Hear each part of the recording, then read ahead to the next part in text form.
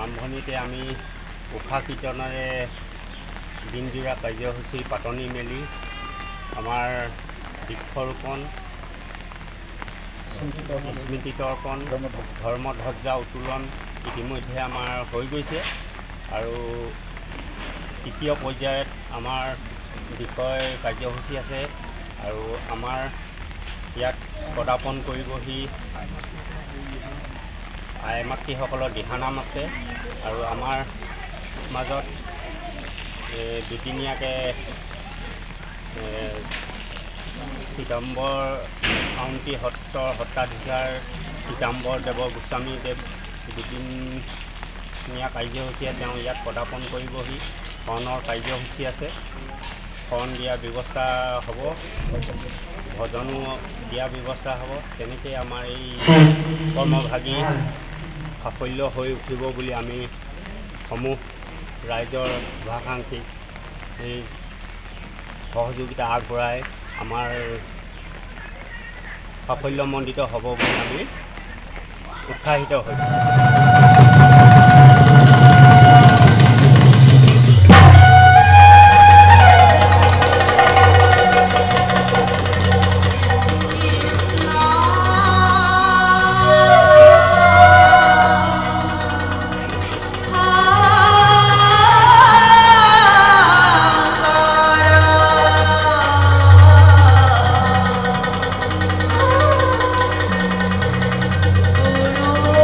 Hare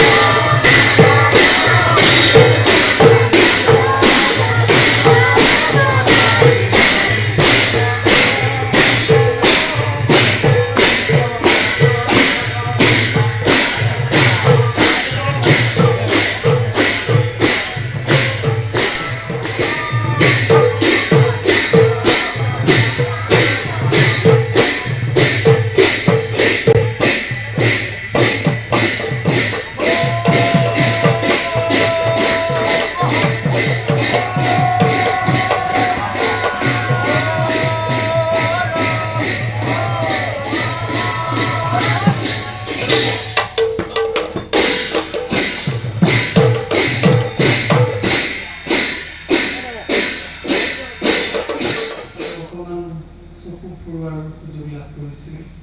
আৰু তেতিয়াই আমি দেখা পাইছিল যে লেখকৰ যথেষ্ট অৰ্হতা আছে আৰু লেখকৰ যথেষ্ট অধ্যয়ন পিপাসু মনটো আছে আৰু লেখকৰ যথেষ্ট উৎসাহ উদ্দীপনা আছে যাৰ যোগেদি আচলতে এই কিতাপখন সম্ভৱ হৈছে তেখেতে নাম ৰাখিছে মহাভাৰত ৰামায়ণৰ লেচেৰি আৰু অন্যান্য অৰ্থাৎ মহাভাৰতৰ কথাও বুটলি আনিছে ৰামায়ণৰ কথাও বুটলি আনিছে বিভিন্ন গ্ৰন্থৰ আশ্ৰয়ত তেখেতে পোৱা তথ্যবোৰ বুটলি আনি ইয়াত গ্ৰন্থ আকাৰে সন্নিৱিষ্ট কৰিছে আৰু সেইকাৰণে তেখেতে নামটো লেচেৰি শব্দটো প্ৰয়োগ কৰিছে অৰ্থাৎ ধানৰ লেচেৰি যেনেকৈ আনে লেচেৰিটো তাৰ ভিতৰত বিশেষ প্ৰযোজ্য ঠিক